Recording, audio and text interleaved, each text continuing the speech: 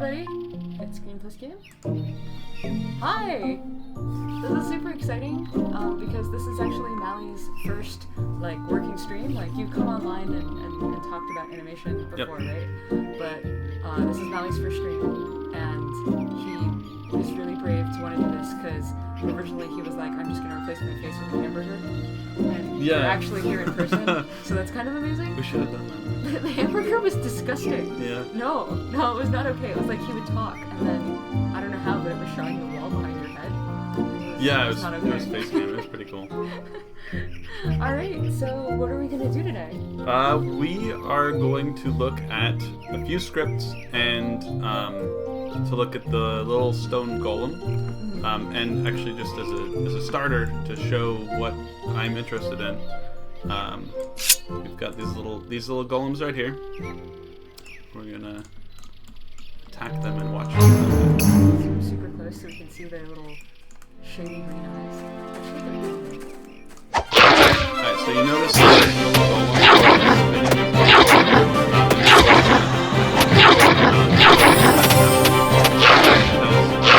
The golems are actually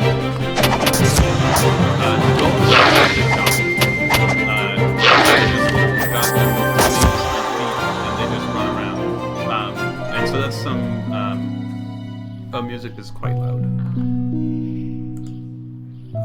It is super low. It might just be that track. Is that better? Also, take this one, see how this is doing. Maybe pull it down just a bit. Is that better? Can you still, Game sound is loud, not the music. Sound. What should that be on? Super low? Nothing. Nothing. Yeah. Okay, sorry about that. Sorry. Happens every single time to me. It's because I'm here. Alright, let me know if the game music is... Or sorry, just the normal music that's playing is too loud. Right. Alright, so... Thanks so much, Wise. So, by the way, I don't know if you've noticed, but there's Joshua, there's Wise, there's Katisha Honey. It's good to see you guys. 8-Bit Crab, hey, all the people from Discourse and all the people from all of our other streams that you have been moderating all these times. Hi, guys. Hello. So what do you mean when you say that the stone golem is a goblin? I look at him and it's clearly a stone golem. Joe Max was saying we have to repeat ourselves. Oh, okay. Start over. Let me start over. Oh, that's not it. So today we want to work on those Stonelings. Yes. And it's because their current animations are sad. They're not terrible. It's actually really good reuse. Stop. And I really like reuse of things. It's just that I don't want to replace their run. Their run looks really good. The problem is that their attack just doesn't have a lot of weight. They just sort of turn their head. Yeah. And you're like, how does that even hurt anybody? Yeah. So the idea of that is I want to redo that one animation, but keep all the other goblin animations, like the running and everything else. Okay. And so tell me again why you said, earlier you were saying that it's basically a goblin. It's basically the goblin torso and the goblin feet. How is that it looks just like a stone golem to me. Okay, well, I think I can show you. Sorry, guys. I set up the computer today, so it should all work, but we'll see. Hey, goblin. Okay, so this is our goblin. Hey, dude. And when I say the golems are actually goblins, it's because the golem is this belly and those 2 feet, so and also the pelvis. He's reusing the goblin's rig? Yep. Okay. Because clearly he's not reusing his model, so it's just the animation part of the goblin. Yeah, it's the bone data. Okay. So I don't know if there's anybody interested in scripting stuff, but I thought it might be cool if I showed a little bit of what scripts can do, because I spent a lot of time on them, and I don't know, maybe somebody cares. So what program are we looking at right now? So this is Maya. It is a 3D program. Actually, I don't know how to describe Maya. It does a little bit of everything. Modeling, rigging, animation. I think you can do texturing in here. You don't want to. You can do rendering in here for cinematic scenes. Mm-hmm. Here you go. There's also toon shaders, muscle stuff, fluid information, fur information, simulation, claw simulation, bunch of stuff. More buttons than you ever want to know. Some people are saying they do care, so. Okay. All right, so let's see if I can figure this out while I have so many eyes on me. So entities, monsters, forest, little stone golem, and then voxels. So I'm going to bring in his model. And then he looks really gray right now because the UI isn't set up. So this is my script I've been working on for a while now. So there's a bunch of stuff on here I'm not really going to go into, but some random things. So that's a viewport fix I made, so it just instantly changes like, I don't know, 5 or 10 things to make it so we can see, because otherwise it looks terrible. And then I'm going to rig this guy in a very quick and dirty way. So I am very forgetful, and I wrote instructions for myself on how to make a rig. So it says, when creating a new rig, run the setup function, which is right here, then move your pivots, and then arrange your hierarchy. So I'm going to set up. Okay, it worked. Sorry, I can't see on this screen. There's a little green root down here, and that means it worked. And then the next thing I want to do is move my pivots. So what are pivots? So pivots are where something rotates. So like this foot, his pivot is here. It should not be here, but it is. Because it's nowhere near his foot. It's nowhere near his foot. It actually, part of my setup scene for rigging is to center the pivot around the object that's selected. Mm-hmm. So you notice it worked on everything except that foot. Yeah. So that's actually broken. And it's broken because Maya is weird. And the way we fix that is to not import from Maya, but instead we use... So each of these buttons is a script that you wrote? Yes. Oh my god. Add select a mesh to rig. Select an item to reference? No. Geomodification, select averages. To load into scene. Okay, so this is actually importing. I should rename stuff and clean my stuff. So we're going to do the same thing we did before, but this time, the reason I did this was because Maya messes things up, like that pivot that was weird. So this fixed the pivot, or it should. So setup scene, and now our pivot is in the right place. So what I'm doing is I'm adding a cube and then deleting the cube, and what that does is it fixes the information. I don't have a better explanation from that. Maya's just weird. Oh hey, it's Hyrule Symbol. Hey Hyrule, how's it going? He's sad because his internet's really slow right now. Oh, I'm sorry. Okay, so we ran setup scene. Now we're going to move our pivots, and as I said before, this should be where the goblin pivot of his foot is, but I don't know where that is. I'm also cheating. I'm going to do this now and show you guys a rig, and then I'm going to go load the one I made before because I know it's right. The pelvis, the torso should be about there, and the pelvis should actually be in the same place, I think. So it might be lower. Did you make a copy of the goblin rig and now you're changing it? Or... So I am creating a rig from scratch. Okay, gotcha. These are and then it's automatic, right? It generated the pivots based on the objects, and now you're moving them to where they should be. Generally, yeah. Right, because if the pivot is in the place where you imagine it, I imagine that would make it easier to animate. Like it would bend where you expect. It would not animate properly if we didn't do this. Okay. So that's why I'm going to reload the rig I made before, because I know it's right. Because I'm going to be wrong now, and that would just be weird later. So we're just going to skip that process. Like you're going to be wrong because you're guessing? By-wise, because I'm guessing, yes. Okay. But I can get approximate, so this is approximately correct, and for this example, it won't really matter. Okay. So one thing to point out, though, if you notice the name up here, it says right foot, left foot, torso, pelvis. Mm-hmm. Those are actual names from the Hearthling. Okay. So the Hearthling was copied to make the goblin, and the goblin was copied to make the stone golem. You know, our code looks like this too. All right, so once we place our pivots, then we arrange our hierarchy. So then we open up root where everything was put, and just because I know where things go, pelvis goes under torso. I'm sorry, torso goes under pelvis, and that is it. So this is really simple rig. Normally there's like head and arms and stuff where it gets more complicated, but this is just the legs and the butt and the chest. All right, so we're done with that. So it says skip this if I'm converting from Max to Maya, but I'm not doing that. So then generic rig converter. So because this is not a human, it is not a human rig converter. So I'm just doing this one. So I could do a run all. Run all will just do all of these steps below it. Which camera are we out of? There, so I can look at you guys. Yes. Hello. So run all will run all of these below it, but it will skip any optionals, and it will not let you make any modifications along the way. So I do want to add feet, which is one of the options here. So I'm going to say step 1, prep. And then again, directions, please choose a name and decide where to save the rig. So I'm going to put it where the other one is, except I'm going to call it _trash, so I don't overwrite the other one.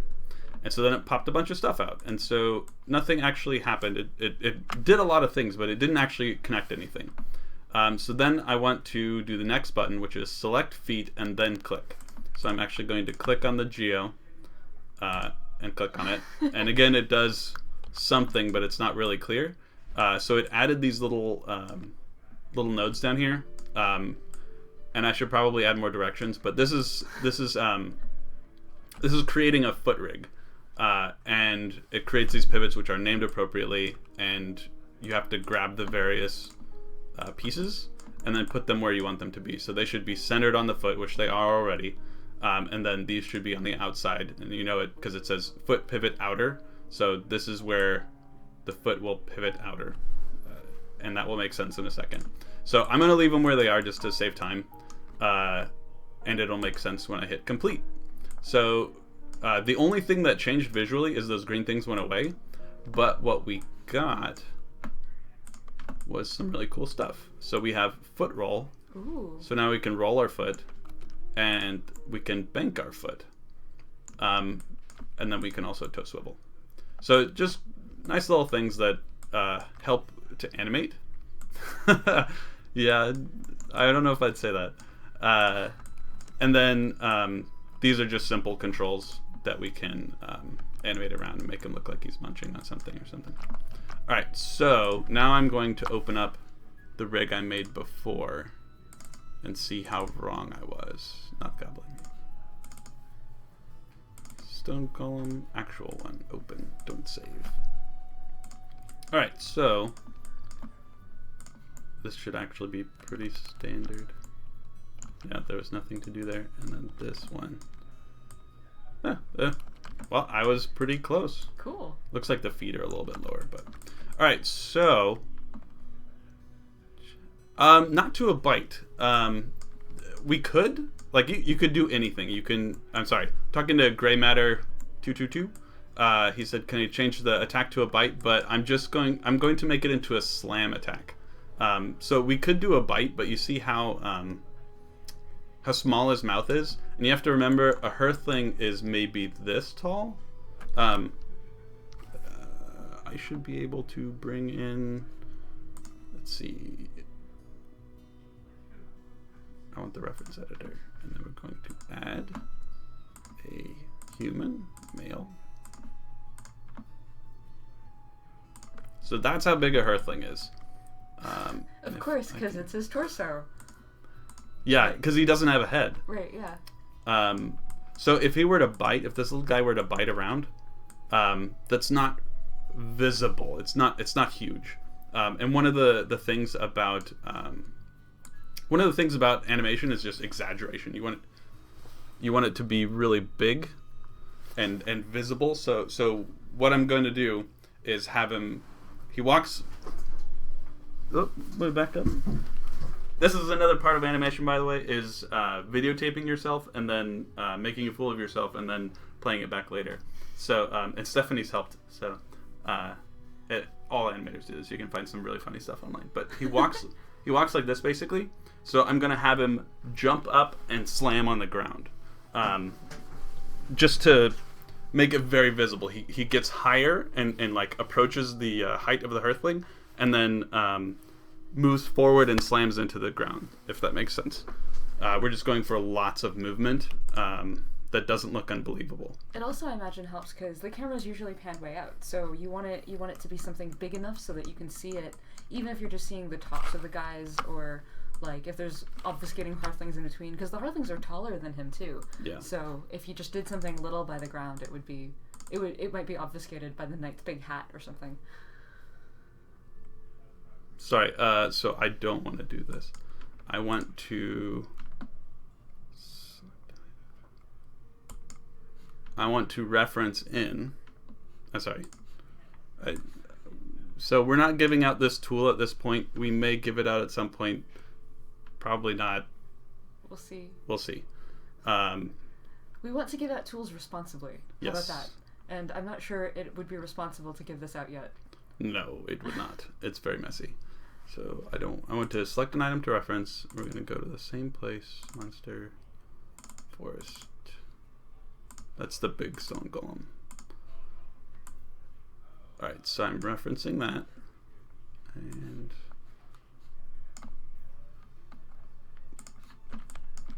let's make sure that worked. Isn't this the little one still? It did. Yeah, I didn't want to open the big one. Alright, so I'm going to save this as, and now we're going to see that I cheated. Jim Extra asks if you're using a tablet. I'm using a mouse, but I'm going to switch to the tablet in a second. So, Combat Slam, we're going to make it an ASCII, and you can see that I already made one. But I'm going to start from scratch to show you guys what's going on. Whip B1. Alright. Now I will switch. Sorry, just scoot a little closer. Yeah? Alright. This will be a little interesting. I've never used this. Oh, no. This might be problematic. I really want to know what has gnawed all the back of this pen. I think it was Allie's dog. So, not using that. Alright. Is the aspect ratio off? No, the buttons. The buttons here. The way I use a pen is the forward one is right click and the backward one is the middle click. Mm-hmm. And right now, I think the backward one is like control click, or maybe they're both right click or something. And as you guys saw, the Wacom tablet's not working. Or sorry, the drivers isn't working. And that's my bad. I restarted the computer earlier and then forgot to double check that it was working. So, all right. So in that case, can I have that thing? Yeah, sure. Thank you. Sorry guys, we're fixing it on the fly. Alright, so the first thing we do for animations is we zero ourselves out because so this is set off where it was because this is where cubicle outputs are filed to. So if this ever breaks, I can go fix it by Allie saying it was her mom's dog that broke the pen. Now I'm imagining like a cross section of a dog with just tons of like, plastic you know, and keys and, yeah, exactly. and random stuff. All right, so cubicle outputs our model here, and then with the rig we want to center it so the game knows where it is, and because that is done in the rig and we can always go back to the rig, then this file will never break, if that makes sense. Or if, sorry, file might break, but if it breaks, we can reload it easily.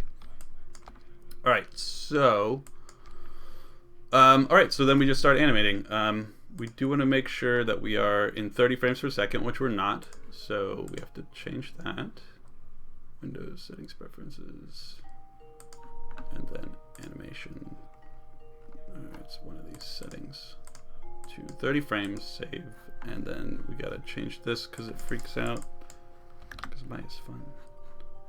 And then change that to 200. What are those?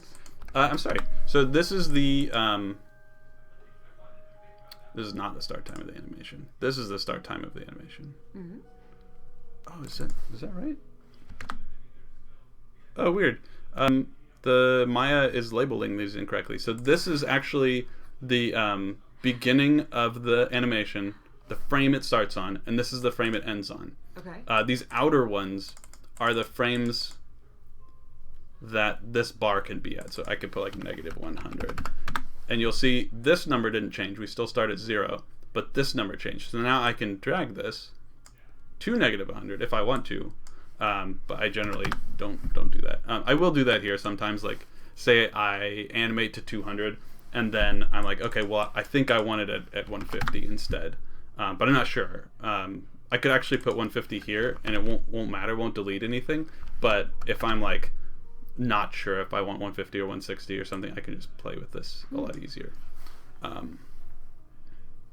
Oh, Moobot confused me. I thought someone was talking to me. Joe Maxer says, are you using a tablet? It looks... Oh, sorry, that was a while ago. I'm not used to this, like, reading back to the past. All right, so... Wonder Mally have set those points that later seem to become rotation pivots. So, if you remember, I set the points for my pivots before, and then the script took those off the mesh and used them for the controls. So the controls all have the pivots that the geo had when I set it, if that makes sense. That's not a Maya specific thing. That's something I built specifically so that it would work with our 3ds Max rigs. Because I didn't... all these meshes are old, and I had to take them without destroying them and use them in Maya and create a rig on top of them. And I couldn't change anything in that process, so that's why I did that. Just a question, since I can't really watch the stream, how long does it take to animate on average for you? Say a Stoneling and a Hearthling to full polish. So we don't as of right now count our creatures as as a block of animation time. We break it down to animation time. A single animation. So like the one we're doing now. The combat slam, that would be an animation, and that would take anywhere between 1 and 3 days, and it's generally more around 1, but sometimes it hits 3. So the reason we don't count it for like every animation for a stone golem is because the number of animations we need can be different.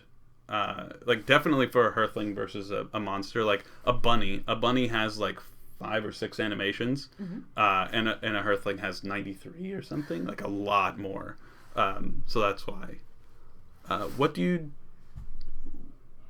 do with animation transitions? Do you interpolate between the last and first keyframes, or do you switch to other animations directly? We switch directly, which is why you see popping in our game.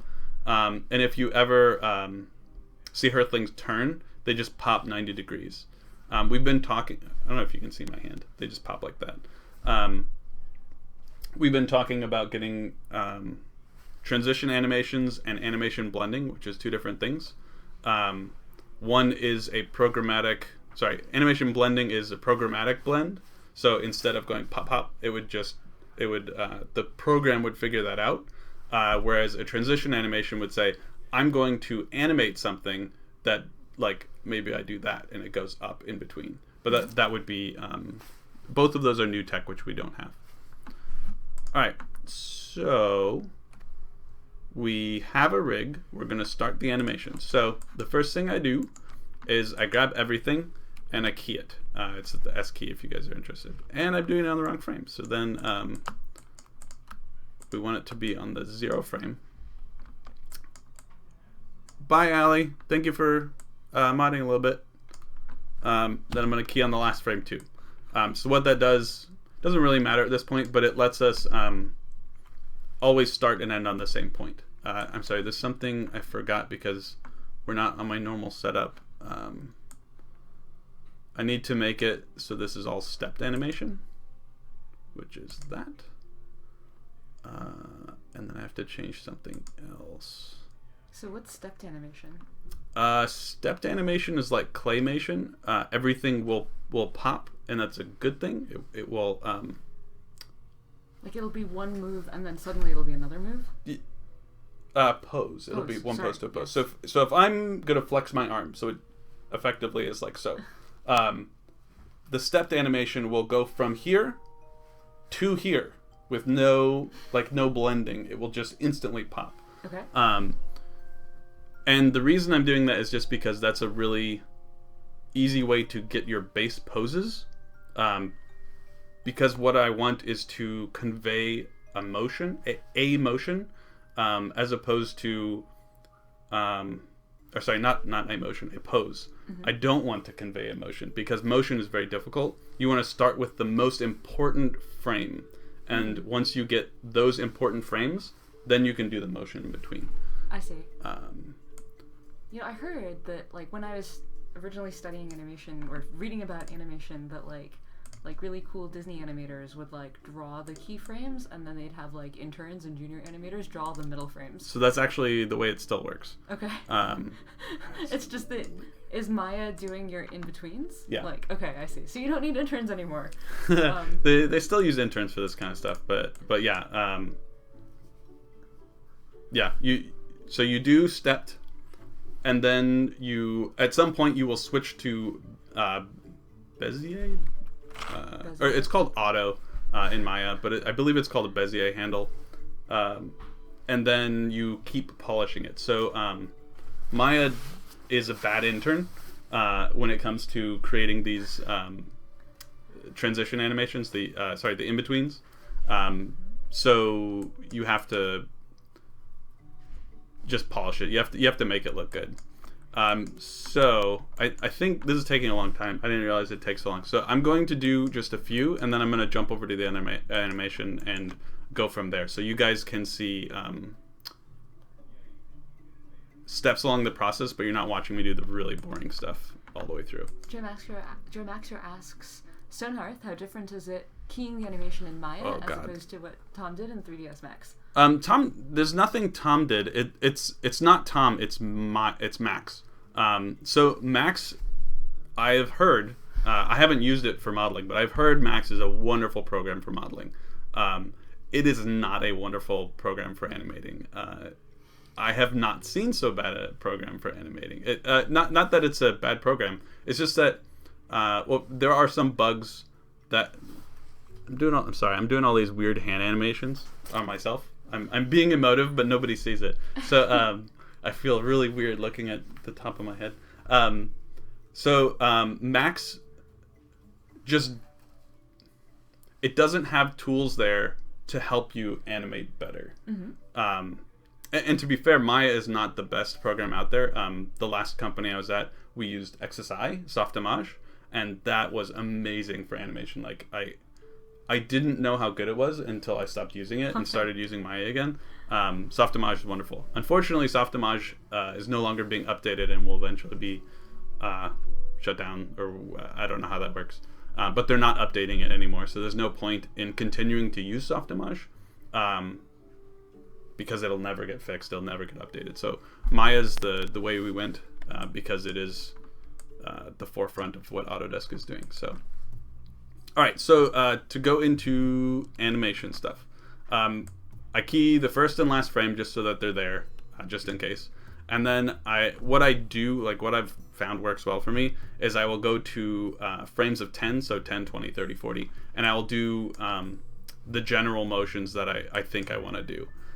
Sometimes I might jump to, like, say I know I want this to be 200 frames, then I'll go to like 100. Like, say I'm doing a breathing animation, I could like tilt him forward and backward, and like, oh wait, sorry.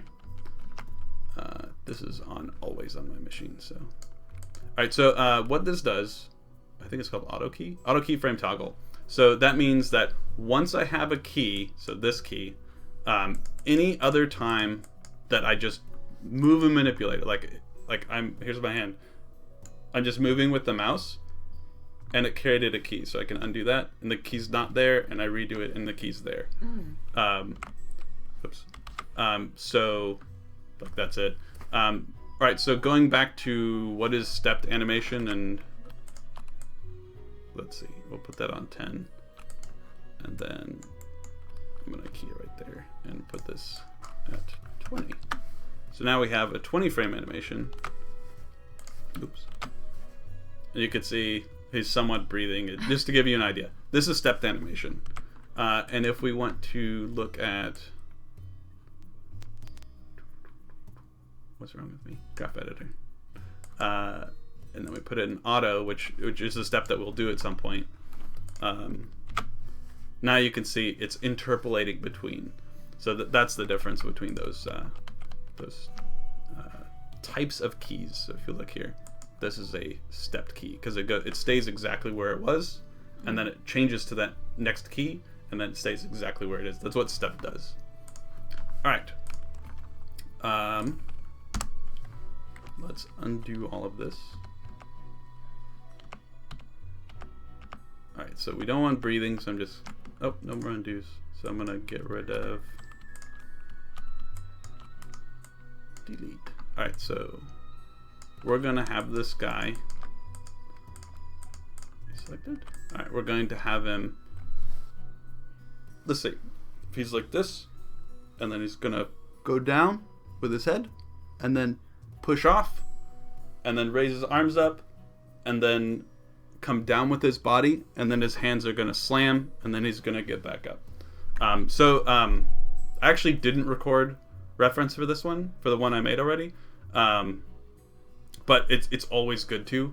You can also find reference for stuff online. This one was just like when I go to the other animation, I never finished it, so it's still stepped, but it'll give you a better idea of what's going on. But the reason I didn't make a video was because it was just like a whim. I was like, oh, this would be cool. Yeah. So normally I make videos. I am also very shy about my videos, so I always remove them, and therefore I can't show you anything that we've done because that's fine. They're not going to be on the pod. I was just thinking, can we show something that you or I've done, but I don't keep them. Because you said that we should never put them on the internet, right? Yes. So, well, I thought one wouldn't hurt, but I'm not going to do it. I did the little dancing thing for you, so that's all you get. All right, so animating. So he's going to go down first. So the reason we go down, he's going to jump up. And the reason we go down is because we want to show anticipation. We want to say, like, if I'm going to jump across a chasm like this, I'm going to jump from one to the other. I'm going to rear back first and then start running, right? Sure. And so that concept applies to when you exaggerate things, it applies to all movement. So here I'm going to have him go down and get ready, and then we're going to have him explode upwards. And you don't have to just do translation. You can do rotation as well. Oops. Oh, that's right. Sorry. This is hierarchy. So what's going on is I moved the torso first, or I thought I did, and then I moved the pelvis afterwards, but you can't do that. The pelvis is the parent of the torso, so you have to animate the pelvis first. I want to see Allie and all running frantically and trying to do a sad run. I actually have that footage, but I would never do that to Allie. And I have myself, but I would never do that to myself. So, all right. So he explodes upwards. He opens his mouth and he's like, "Rawr." I'm actually gonna translate a little bit, so you get even more movement.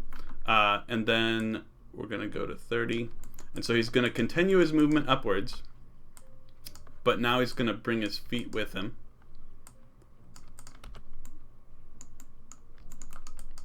And then he gets up to the top, and this is going to be the apex of his, like the height of his jump. So I'm trying to move less each time. I don't know how accurate I'm being. I'm kind of doing this quick. Oh, so it's like you move fastest when you're going, and it's like a parabola. Like it's like. Yeah, which I messed up. So that should actually be a little further down. But that's exactly correct. It's a parabola. Which actually is part of the reason why I animate on 10s, just to keep myself regulated, because it doesn't matter how many frames I go. The point is, it's the same amount of frames, and in my head I'm like, okay, well, it'd be about this much more distance each time. So if you think of it like beats, see if I can do that. I don't know if that helps. Well, sure. If you have an even keyframe, then and you know that he's supposed to get slower as he reaches the apex, then you move him less. Yeah. So.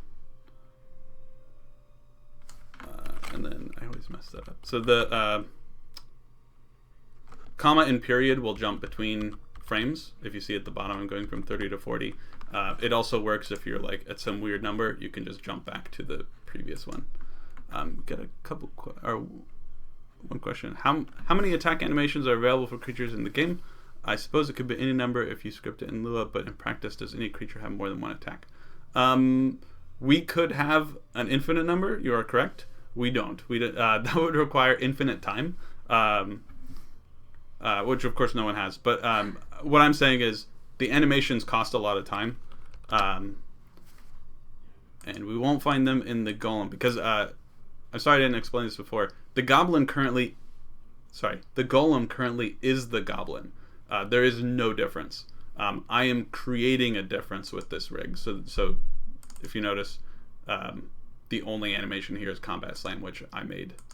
So a better example is Goblin. So these are all the Goblin animations. And to be fair, these are actually the Hearthling animations, which have been pushed over, basically. So we're talking about combat. Combat, here we have a backhand, a forehand, a spin, not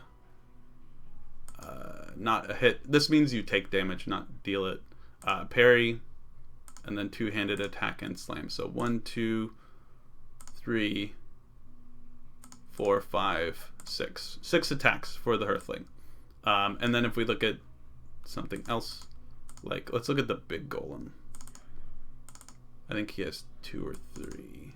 So combat smash, swing, and that's it. So he only has 2 attacks. And these guys technically only have 1 because their body does the same thing. Whatever attack they do, their body just swivels. Alright, so...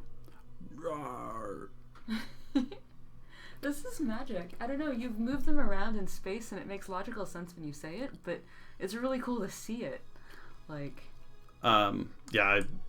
there's something really cool. Like, this actually is working really well. I don't know why it's working so well. Normally it doesn't look this good. It could be because I did this animation already. So I'll do this for another like 5 minutes and then I'll jump to that one. So alright, so I'm sorry, let me continue that thought. The reason it doesn't look good is because I'm doing this on tens, and I'm guesstimating at how much time goes from how much movement should happen between the time of 10 frames. Mm-hmm. But these 10 frames are arbitrary. I put them there because they're a simple number. Yeah. A simple number. So at some point, and this animation could look awful, but that's not the point. This animation could look awful. And it does when we look at it in proper time. You guys see the little, if you watch the mouse, it's moving across here. That is actual real frames. And if you notice, he looks like he's like traveling through Jello or something. He's moving really slow. That's fine. Actually, I just jumped to that. So what you do is you start playing with these frames. So I'm gonna make this smaller so I can see. So now it's a lot easier to see what's going on. So I want this anticipation to be rather quick. It's a small movement. But I want to hold him. I want him to hold it for a little bit longer. So I'm going to make it like 3 frames. And then this where he leaps, I want it to be held for a little bit. So he's going to hold it and then pop. And then from that pop to that position is really not much movement. Probably not the best pose. And then here, we're going to hold it a little bit longer. So. Because I'm a dork, like, it actually kind of reminds me of writing an outline for a paper. It's like, these are the key points you want to make, and you don't know how you're going to support them yet, and you don't know how long your stuff is going to be, but, like, man, you got to make these 3 points. Yep. Like, and then your thesis is whatever. Yeah, but, like, that's basically it's like keyframes for a paper.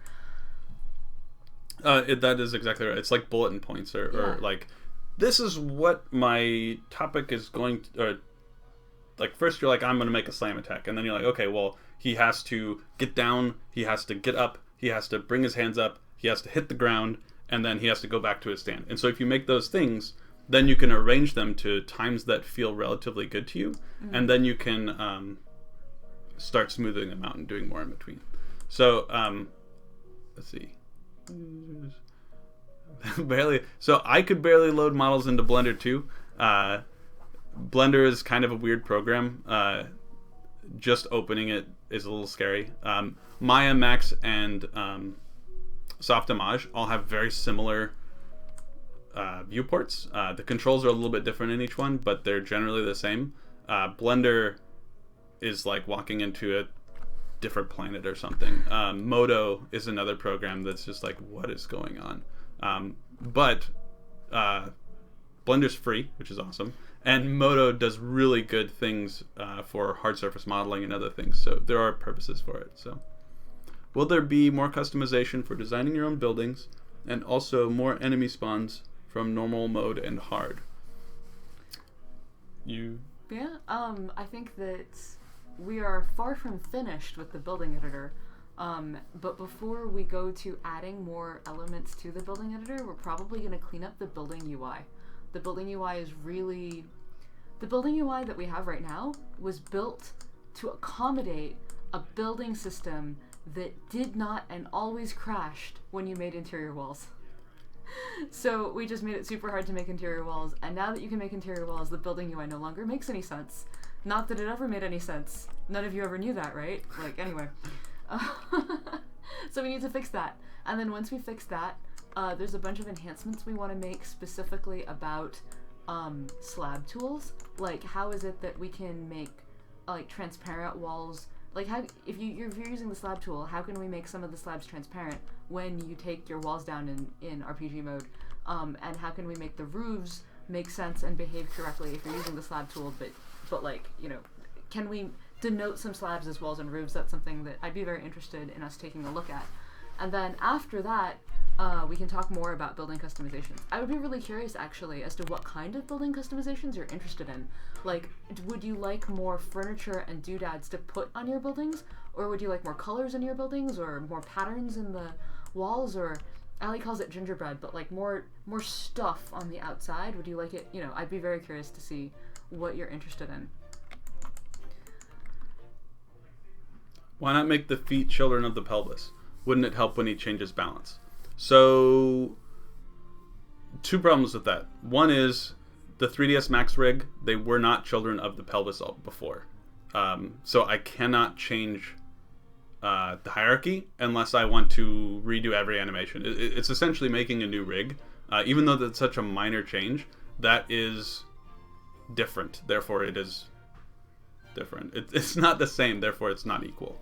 But the second reason is you don't want the feet to be part of the pelvis or children of the pelvis because how to describe this? So if I move my hips, my feet shouldn't move. Like if Stephanie grabs my belt and pulls me that way, my feet are gonna drag. Like my feet are not part of my pelvis. If Stephanie could grab my feet and pull my feet, my pelvis should follow my feet, effectively, because like you're it's kind of what happens, and when you walk, that happens. So we could put pelvis above feet, but the problem is there's 2 feet, and there's lots of other problems that happen there, so it's not quite the same thing. But you generally don't want feet to be children of a pelvis. Versus the torso, my torso is much more child to my pelvis. My pelvis will move around and my torso just goes with it, if that makes sense. It's not a bad idea. Create a topic on Discourse for building suggestions. That'd be great. I would actually just go for it right now. You are maybe actually at Discourse, where I am like all the way over there. Like I'm hogging the keyboard. It's mine. Please go for it. I would love to hear your building suggestions and the other things you would like. Clearly, some things are much easier than others to do. Yeah. So let us know what it is you'd like and how much you want it. Hyrule is saying, I learned the whole foot pelvis no parent thing the hard way. Yeah. I did too. I learned it differently, but yeah. Alright, so I'm going to save this. And it has been a little over 5 minutes. We're going to open Oh, I'm sorry. I'm reading this fixing rig issue. I wonder what broke. And I just saved it, so I'm not going to save again. All right, so this is one I did before. I think he moves pretty high, and we're just going to see what happens. So he jumps up. It's like he twists too. Yeah. So actually, I should just show this. This is bad animation, by the way, guys. If you notice, all right, let me look at it this way. Do you see how his body is like his square? If I can angle the camera there. All right, so this is perfectly horizontal, and if we watch, he's perfectly horizontal mostly the whole way, and that happened because I was purposefully animating with this little slider right here that keeps it on the x-axis, so that there's no x movement. And I did that just to make it easier for myself, but this is bad animation. If you're only moving in two axes and you're not rotating at all, like he is rotating this way. You can see him, like he rotated like in this way. He's rotating his head up. But he's not rotating from side to side at all. That is bad animation, because who does that? If I turn to Stephanie, you think I'm only moving in this axis, right? But I'm not. Like I'm like slightly going down or slightly going up. Like and it's not that bad animation. You didn't see my seagull using the Poyo animations. Yeah, that I can imagine. But like it. So I'm sorry. Let me rephrase myself. It's not bad animation. It's mechanical animation. It looks very much like a robot. Robots move in one axis. Humans don't. Like it's very subtle, but it's very important. There's something called the uncanny valley, which is very easy to hit. Even if your model looks perfect, if your animation is mechanical, you're done. Like it looks too monstrous. It looks like a robot. All right, so looking at this same model again, you can see he pivots drastically. Part of that is because he's taking off. Is that easier to see? That looks a little better. Let's get rid of that too. He's taking off with one foot. Oh. So he's like, rah! Like yeah. Like Kung Fu. Like, yeah, Kung Fu. I think I was trying to say Dragon Ball Z. Yeah. So yeah, it's just trying to get like a cool little pose, and it happens fast enough that you won't generally see it. But yeah. But going back to the rotation, you notice how he takes off with that foot, which to do that means he has to push off with the other one. And if you record yourself doing this, like I don't have a table under my hand, but like to do that, I have to lean in and push off, which is really good to record yourself, because you'll see all these weird things that you don't even know your body's doing, and then you start learning about it while you watch it. And it's actually really cool. So, and not to say this is a great animation, because this is way before polish, because he should technically move much more forward when that happens. But it's my point is just it's good to add these kinds of details. So here he jumps up, and then looking at it from this way, he kind of comes up. That's some weird movement. He comes up a little bit and then hangs. He's like, why is he floating in the air? And to be fair, this is like 5 frames, which is 1/6 of a second, so it's not very long. And then you see like that's a huge movement change. And there's also something weird. If you notice, his mouth breaks. So it is only like this, I believe, for 1 frame. Oh, something's weird. I must have animated on 24 frames per second. Like that was the interpolation moved his mouth incorrectly for 1 frame? No, I did that on purpose, but it should be 1 frame. Let me... sorry, I did this before, but I guess it didn't save when I switched animations. So 30 frames, save. Alright. Why would you do it on purpose? It's gotta be 0. There it is. Okay.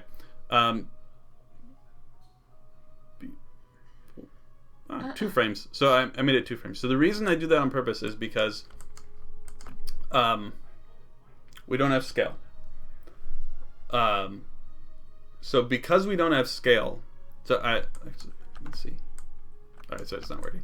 Let's grab a cube. Scale, like the ability to make a model bigger in the course of an animation? Or smaller? Yes, bigger or smaller. To change it at all. Wow. So here we have a square. Sorry, this is a cube in 3D. So one thing that's important for making things pop and look right and wrong at the same time is to take this and scale it out. And so I could effectively take this and position it as it's coming towards the ground. This represents the character speeding into the ground. He's moving faster than is technically possible, and what you see is a blur. I am not sure if that happens in real life, like the blur portion, or if your brain just puts 2 and 2 together and it just looks better if you do this. But it does create an interesting effect. Let me grab... I see. So by having his mouth do that, we won't see it, but our brain will... We won't see it, but we'll see it. Our brain registers it. So, like, do you see it when it happens? Definitely not. Like, no. There's a split second where he's, like, touching the ground while he's still in the air, and your brain's like, what? And then it hits the ground, and you're like, oh, that felt good. And, like, so maybe there's, like, a sense of, like... There's definitely a sense of weight. So if we had scale, which is my fault at this point, I would stretch his whole body so that he stretches up like this, and then when he hits the ground, actually I shouldn't have deleted that. That's really interesting because it's like it's like to say that there's a moment that is like physically impossible or physically unlikely, but that like cheats the brain into an effect, into a sense of an effect, not even like that just exaggerates it, I guess. Mm-hmm. It is an exaggeration. Fascinating. I really don't want this to be black. I'm sorry, I'm going to try and change what color this is quickly. But I don't often use shaders, so let's say Lambert, and then we'll apply to you're not being happy. Select and assign. No? Oh, sorry, that's the wrong one. Select and then assign. There we go. Assign to selected, and then we're gonna make it. Oh, I don't think that worked. Right. Sorry. Assign material to selection. There we go. It's just black. Alright, so now we have a little bit of color. Let's actually give it green, because that's the color of the ground. Alright, now we can see our cube. Actually, I'm not going to do it again. Alright, so this is... actually, I got an idea. Let's do... Hypershade. We're going to assign him that material. And then we'll probably do this too. Collapse. This is so magical. Like, I wonder how like this looks to people who don't know how to understand, who don't know how to. Don't pay attention to any of that stuff you don't want to know about. That was UVs. It's not worth thinking about. UVs allows textures to display on models. If you want to get into it, it's probably the least fun thing that is part of modeling. And it's super technical, and we don't want to get into it right now. But so we have this volume. So imagine that it is at a volume or scale of 1. I'm actually gonna key it so that way we can watch this happen. But we're gonna go back up here, key, and then we're gonna come down, and we're gonna say you're really long. And that automatically keys, and then 2 frames later we're going to scale it down and out. And out? Mm-hmm. So then like it 2 hit, frames it after landed, that. Like splat. Think of like a water balloon. Yeah. So the water balloon is going to come into the ground, and when it does that, the water like gets ready to go, and then it hits, and then it impacts in and splats out, and then reforms. Sure. So if we watch. Oh. So this is really. It's gross, but I get it. Like, you know, like it's like you imagine if a slime like was bouncing or whatever. That's sort of what would be going on with it. I think it's kind of amazing that you're doing this with a cube, basically. Yeah, it's just an animation principle.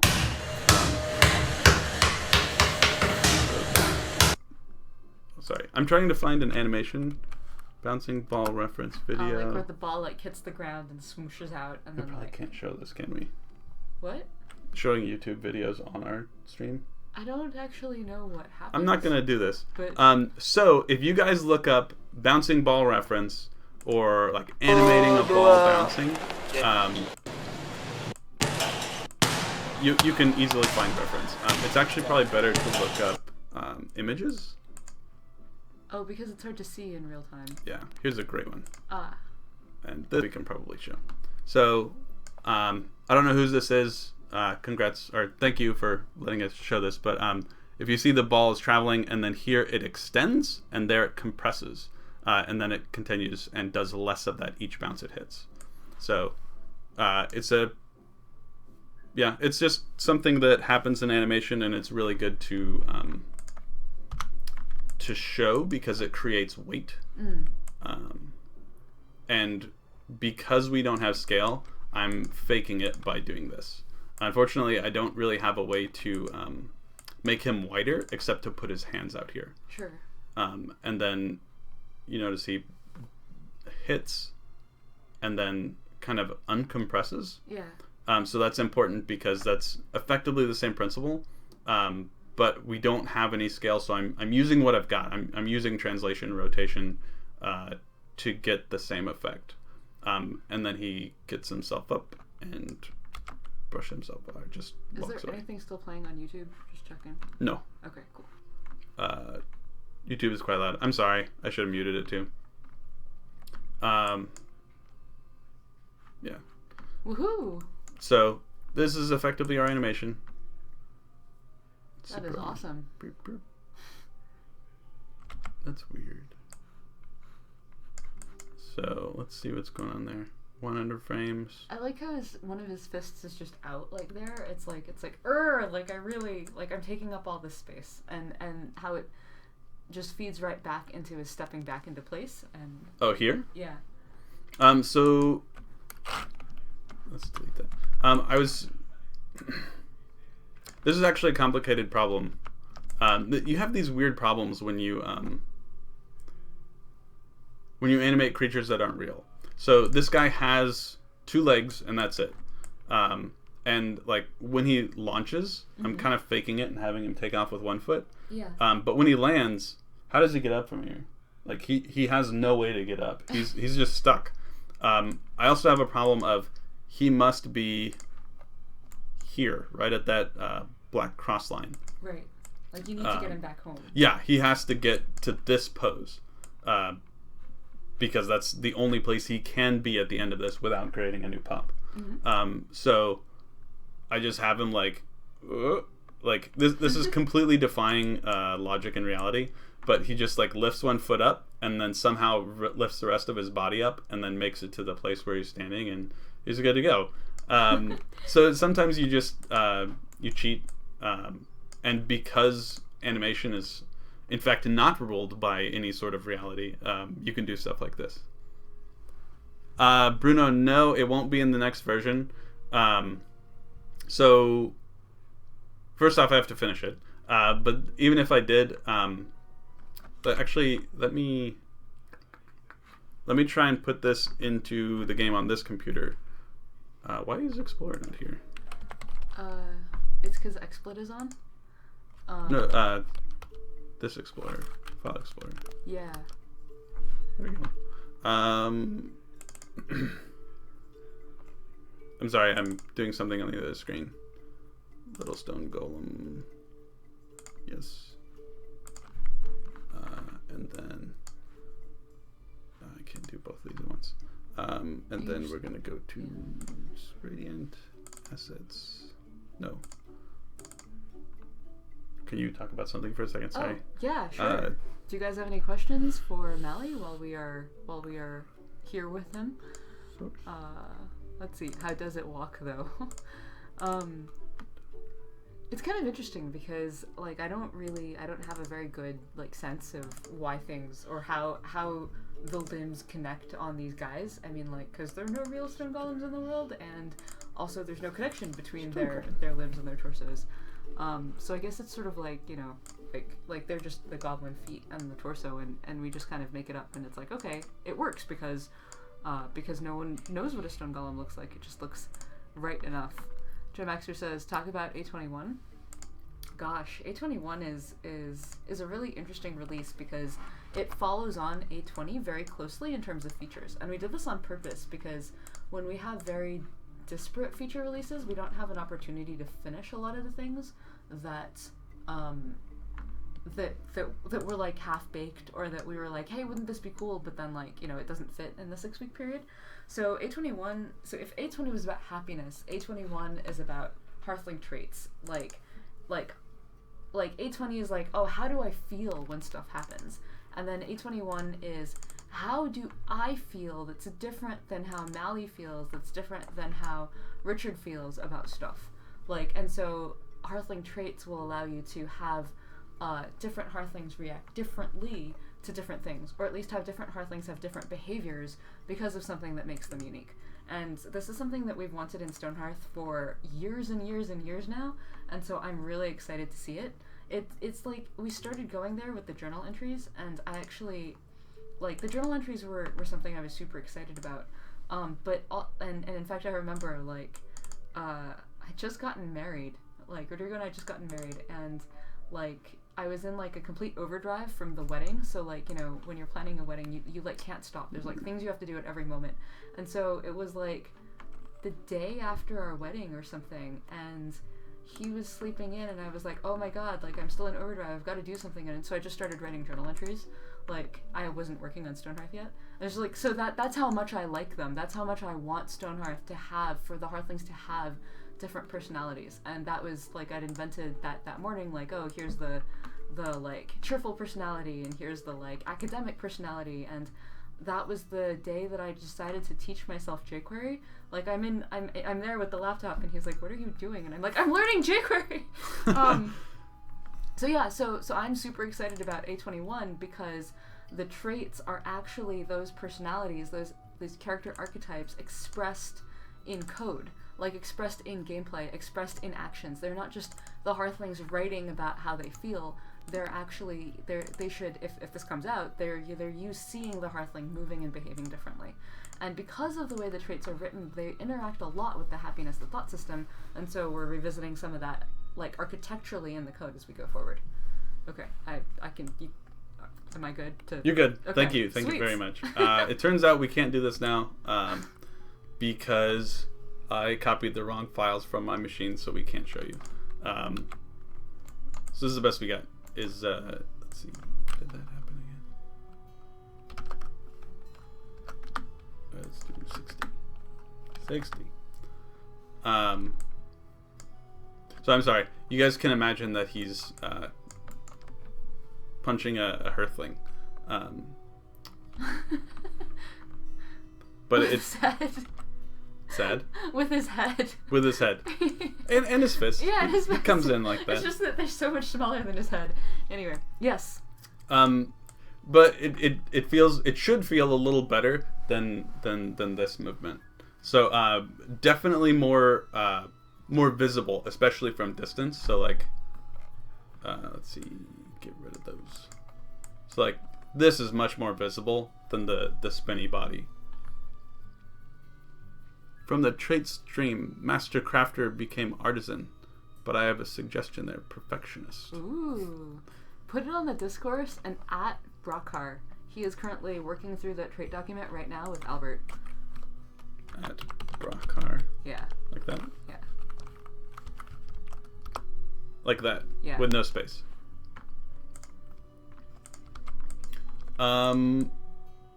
So it's almost time. It's time to go. Yes, it is. I want to show one Time more really thing. Flies. Just to show you guys, if you're interested in animation. So, after we do all the other stuff and we get our animation to the point that we're really happy with it. Whoa, what is that diagram? This is the graph editor. Oh my god. So this is all the stepped animations that we had before. And the first thing you do is you grab them all and you set them to auto. Wait, how are those the stepped animations? Like, were each of the things in the graph like different?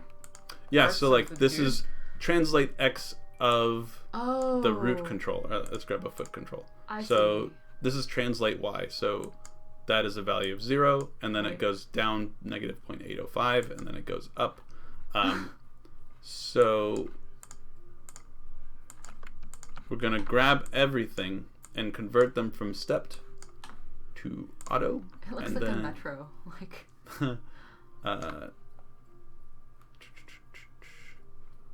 No, that should work. Alright, so now this is going to look horrible. I'm just warning you all. And let's get rid of It's these. the intern's fault. It's the intern's fault. Blame Maya. But you can see It looks pretty good. yeah, I there's don't know, something going on there that we can clean up. So one thing that I don't like right off the bat is he slams down on the ground. Boom, right?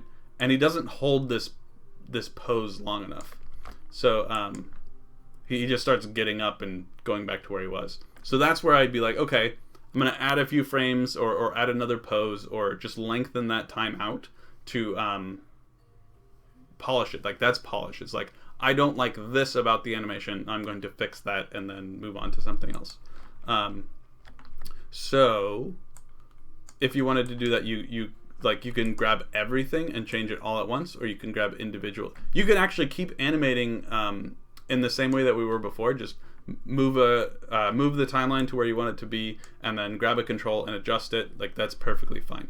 And actually, to be fair, I do both of these things. Another thing you can do is grab a key, like an individual key. So this is only rotate Z from the left foot, and then you move that. Oh, wow. And you see it moving in space. So this graph is just a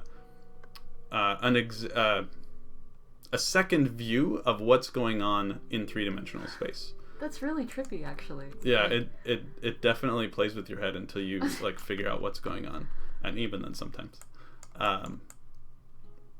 But yeah, so then you just keep polishing these things, and like one thing that I can tell is bad just by looking at it is right here. You see how this goes? Let me make this bigger. So this blue line goes down and has this weird kink right here before it goes into that. So I would probably do something like this. So this is making the curves more pretty. Generally, prettying the curves, like massaging the curves is another word for it, is the right direction. That will take you closer to what it should look like. So like this is also kinked kind of strangely. So you do something like that. And so now you have a more smooth curve, but you have to be careful because just because the curves look better doesn't mean the animation does. So it's just this process of like pushing and pulling keys, like maybe this should actually be there. Okay, well that probably also needs to be here. And now my curve is broken, so I need that. And then, okay, well I'll pull it back down. It's generally not that kind of like, oh, I don't know what to do. It's more like I see this thing and want to fix it. Like here, this is a bad curve because it comes down, bends backwards, and then continues. So you would probably do something like that. That is a solution. But you never want to just do this. You always want to go, I'm going to cover see what text for you're a second, doing. and watch what happened. And to know what we're doing, this is the rotation of that foot. So does it help? Does it help to change the rotation there? And say I did that. Is that better? Actually, it is not good, but I don't notice it being as bad as I thought it would. Like his foot comes up and kind of pivots over the top of the, like that spin there is kind of weird, honestly. Which is the thing I created actually, but this transition is actually really good. I like that like floaty transition over. So even though, let's see, undo that. So even though this feels weird here where my mouse is, that looks like a weird thing. Maybe it should be like this instead, which creates other problems. But I'm actually liking how it transitions over. So maybe I'll leave that weird kink, and that's why you always look at what you're doing in 3D space instead of just focusing on these. And yeah, that is all of the steps of animation. And so if you do that until your eyes bleed, you will be in a place where you can then export the animation out. And hopefully that's a reasonable approximation of animation. Yeah, absolutely. I feel like, well, first of all, if you don't know what you're looking at, none of this screen makes sense. It's really intimidating. And I feel like even when I look at an animation without having you talk through it, like, I don't know what I'm seeing. I just see the result. I see the slam, but I don't have the words to break it down, to analyze what I'm seeing, to even tweak it or even critique it or anything. It's just, oh, it looks good or it looks bad. And I think it's really, really wonderful to have you go through and talk through the vocabulary and talk through the pieces that move, literally move, but like also like what are the places where you can change things, because otherwise it's really hard to even comprehend how to begin to have a conversation about it. Yeah, and that golem was 4 pieces. We had left foot, right foot, pelvis, torso. Yeah. And I just wanted to show you, like, this is not crap. I don't want to show you this one. It'll be too scary. Anything animated in Max is keyed on 1s, which you can see here. Anger. I can show anger. Are we gonna show anger? Yeah, go for it. Okay, cool. So this is anger. This is something I made when I had some free time. He's like, "Oh, I'm angry," and this is actually Stephanie's acting, which just was so like cute and awesome. And so I used that video as reference to get a cute angry pose out of it. But so the scary thing is when you grab all these, you see it's not keyed on 1s, but there's still a lot of keys there. And actually this dark red, that means I was bad. So does that. That means I cheated by doing some finagling. But so here, it's twice the size of the city. So there's just lots of crazy stuff. Actually, this looks much tamer than I thought it would. But like, here's what most animations start looking like, is just like craziness in there. Oh, look at that. That's a bad curve. Like that shouldn't be that way. It should be like that. But that's what animating is all about, is like finessing the curves, massaging them till you get them to be just right. And also still following all the principles of having like weight moving and follow through. And like looking at this now, I don't think there's enough anticipation when you see he kind of moves back and then his head tips over. Like he's getting ready to move and then he's reacting to the move. But he's not moving forward before he goes back, which I don't like that. Like his forward movement starts too late. But like that's just like part of the polish process, is you just keep working on it until you're really happy with it. But yeah, I have talked way too long. But do we do anything special at the end? I think that's good. Okay. We're in a good place. We Cool. haven't been doing names in a while. We should start it up sometime, but I don't think we have to start it up today. Doing what? Names. No worries. Did I introduce myself? Hi, I'm Matt Malley. Sorry, it's at the very end. I think we did, but they never heard it, right, because the audio was messed up. I'm sorry. But yeah, that's all we got. If you have any questions for animation stuff, put it on the discourse, and do at Radiant Malley, is that me? No, just Malley. At Malley. So do that, and I will get back to you. If you want any tips, I would be glad to give them to you. Also, I'm going to throw Hyrule under the bus. Hyrule Symbol is a really good animator, and you can see their stuff on Discourse.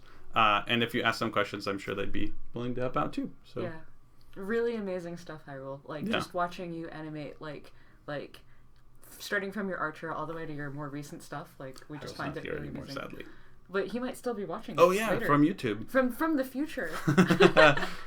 All right. Thank you guys very much for coming and watching, and for being nice. Yeah. Thank you. See you guys next week.